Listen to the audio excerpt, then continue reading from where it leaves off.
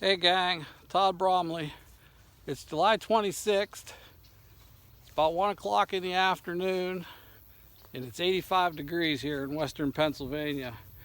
Today I'm doing a trail camera card pull. Just wanted to shoot a quick video on my way in. Talk about not getting trapped in a box with your thinking on how to set up trail cameras. You can see in the background, I'm in a big ag area here. There's really no trees or anything. There's about 250 acres of corn to my left, fence row out there, and beyond that, there's some clover fields and then some more corn. So it's a pretty big ag area. I've spoken to the farmer, and this corn is all going to be cut into silage, which will take place about the third week of September. So all this acreage is useless to me as a bow hunter because the deer will not be utilizing it come bow season.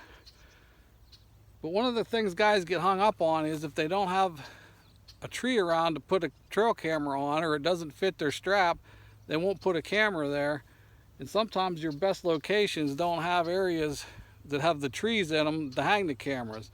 So I found this on the Quality Deer Management Association's Facebook page several years ago. It's just a homemade bracket that you can get the hardware from Lowe's or Home Depot. Cost you about $3.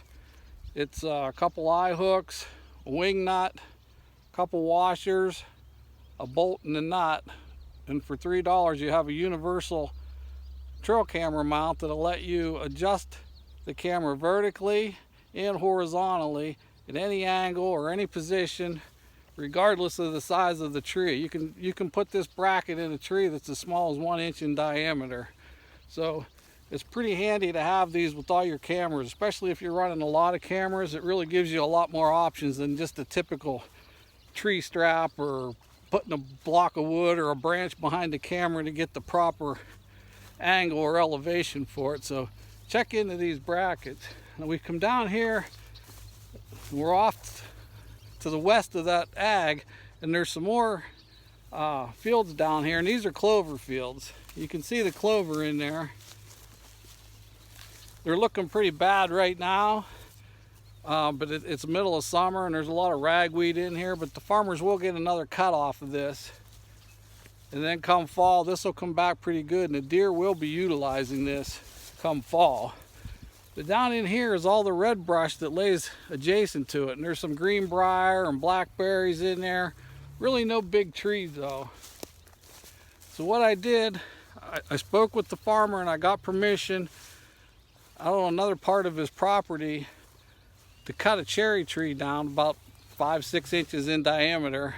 Just cut it down with a chainsaw and brought it in here. It's about 8 feet in length, and this is it right here behind me. And I planted this back in January to give the deer time to get used to it. So it just looks like a tree to the deer. And then as you can see up here is my covert trail camera, and it's got this bracket on it which allows me to angle the camera in any position I want.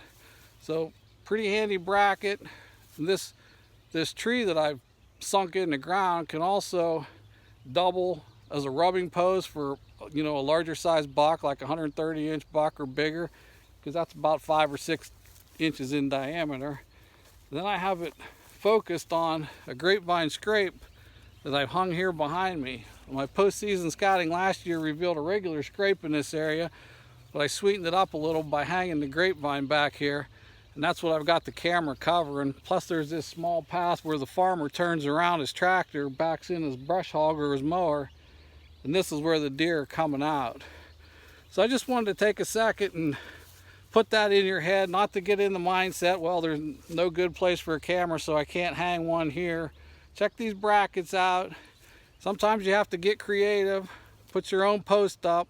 I recommend if you do put your own post up, get one that's about 6 feet up in the air after you have it in the ground a couple feet, because this really diverts the deer's attention from the camera. If you have like a 4-foot post and the deer coming out here and the camera's head high, the bigger bucks are definitely going to see that and start avoiding it. And even the does will be curious for a while, but they'll get used to it. But for the bigger bucks, I like to get the cameras up out of their line of sight.